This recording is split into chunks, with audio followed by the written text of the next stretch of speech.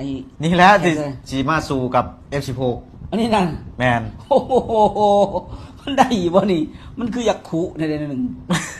มันเขาไปยอมซีมาได้นี่อันนี้ได้เขาเพิ่งยกไปส่องโอ้โหมิก21อันนี้ได้แมนมันส่งมันคือเป็นอันนี้วะมันซื้อมาจากซื้อจากคอมาจากเวียดบ่เวียดนามคล้องเขาปนระว่างเลยเอามาต่อบ่แมนของเวียดนามโอ้ สีมาสู่รบกับกิฟเพนนี่กับกิฟเพนตัวกับ F16 นี่แหละคนละยุคกันเลยได้ไหนเขาลักกันยังว่าบ่เฮาก็บ่เข้าใจคือกันคือตอนนี้เนี่ยเขาพยายามแบบทางเขมรนี่พยายามยุแย่โอ้ยุยงบ่ยุแย่บ่นี่คือแบบไผเกิดยุไผเปิดก่อนเสียเปรียบเพราะว่าเขมรนี่ซ้ายขอเห็นบ่ตามสะพานลอยอ๋อโอ้เห็นขอยังขอทานบัดนี้หันเขานี่แบบเขา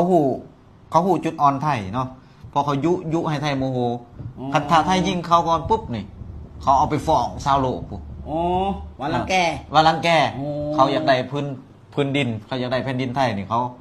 สิเฮ็ดสไตล์แบบนี้เห็นบอกทุกวันนี่เขาพยายามยั่วยุ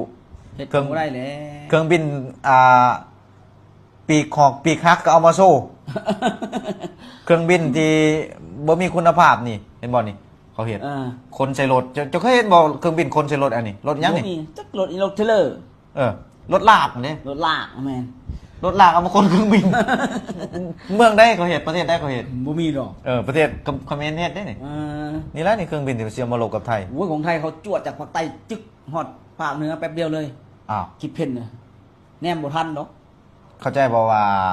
อยากโซ่กามดากอ๋ออยากอวดใส่ไทยประมาณว่าอันนี้แค่เครื่องบินได้นี่อยากเห็นรถถังบ่มีรถถังอีกบ่มีอาจจะบอกแล้วอวดรถถังอีกนี่โชว์รถถังเต็มคาราเบลเลยนี่ใช่เบิ้งนี่เด้อนี่เ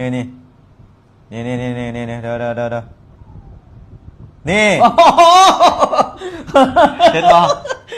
ลากไปแบบนี้เลยวะนี่นะ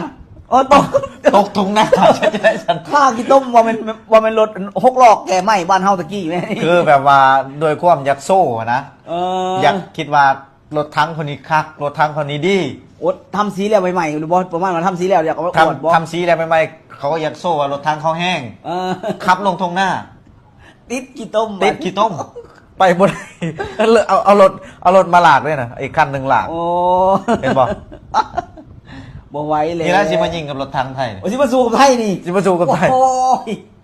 รถถังนี่ไปยอมซีมาผลไทยนี่มีเทินน้ำเทินบกผลิตเองนะผลิตเองนำเขา